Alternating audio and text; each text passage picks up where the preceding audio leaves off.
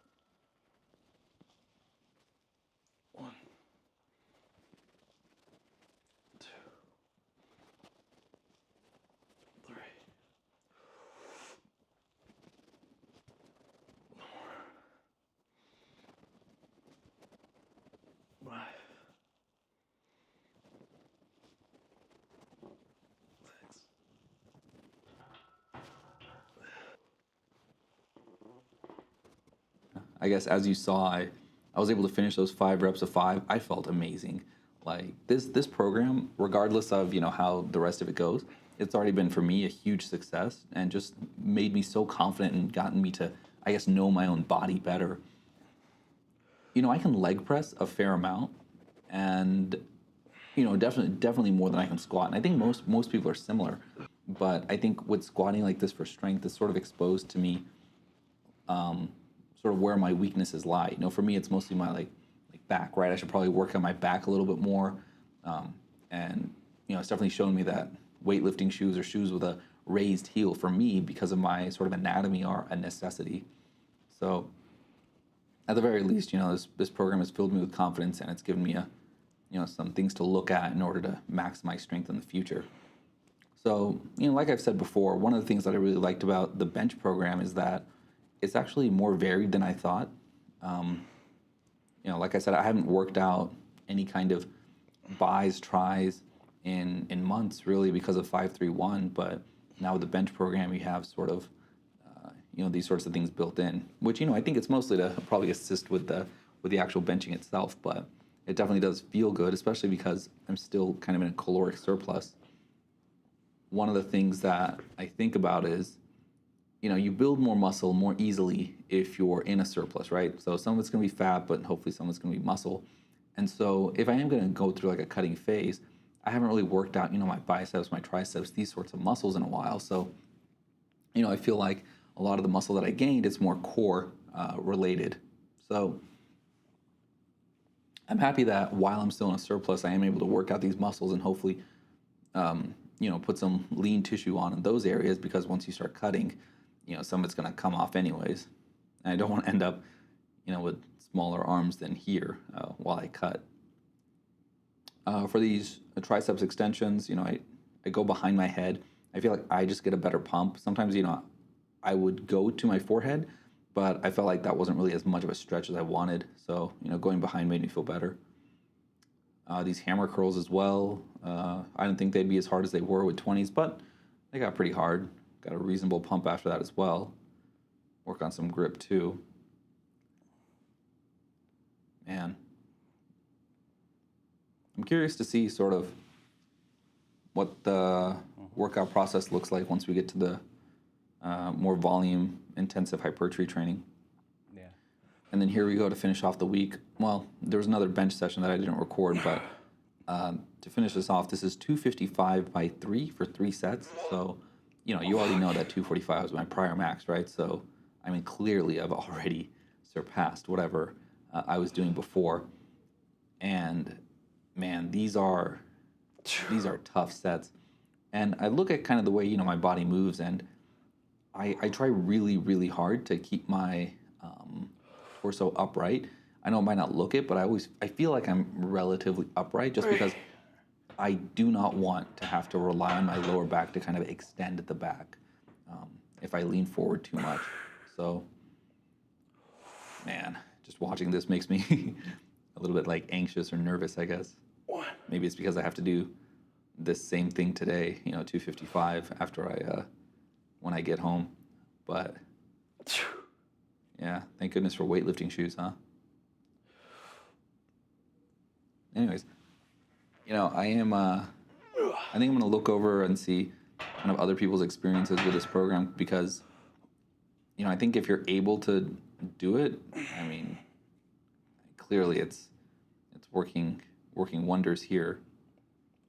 I think somebody who might not benefit is maybe if you don't have like a reasonable squat form, or you're not, totally confident in your ability to squat heavy, because it is actually kind of scary going up to a weight like this and being, thinking that you have to do 3 sets or 5 sets. That's especially if you've never done it before. So there's definitely an element of fear in these workouts that I've never, I think, had prior, not to any significant degree. Anyways, that's it for me, guys. I will see you next week. These weeks are getting pretty big, so yeah, we'll hopefully finish strong.